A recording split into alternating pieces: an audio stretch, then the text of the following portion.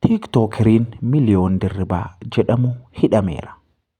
Akkuma beekamu torban darbe keessa tiiktookeriin Miliyoon Dirribaa jedhamu tiiktookii irratti wantoota safuu hawaasaa fi duudhaa hawaasaa cabsan wantoota garaagaraa gochuudhaan beekamtii hin malle gonfachuudhaaf tiiktookii gubbaatti wantoota safuu cabsan dalaguunsaa ni beekama. Keessumattuu torban darbe keessaa qabsiistuu harmaa shamarranii fi paantii shamarranii godhachuudhaan magaalaa Finfinneerra daandii gubbaa osoo socho'uu viidiyoo waraabaa tureera.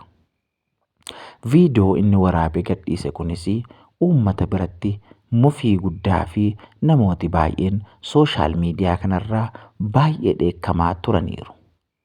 Egaan guyyaa har'aa immoo poolisii magaalaa Finfinneetiin to'annoo seeraa jala ooleera.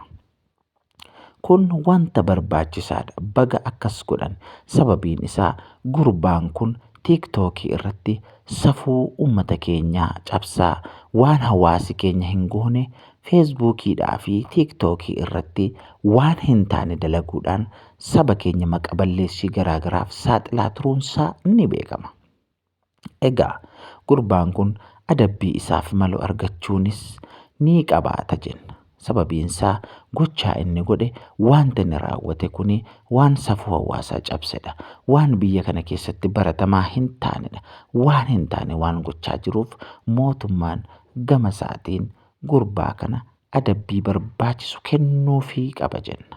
Egaa hordoftoota Gonfoo miidiyaa kana sabiskiraayib, laayik, sheer gochuu hin dagatinaa. Nagaan keenya kabajaa hunduma keessaniif haa baay'atu jennaa.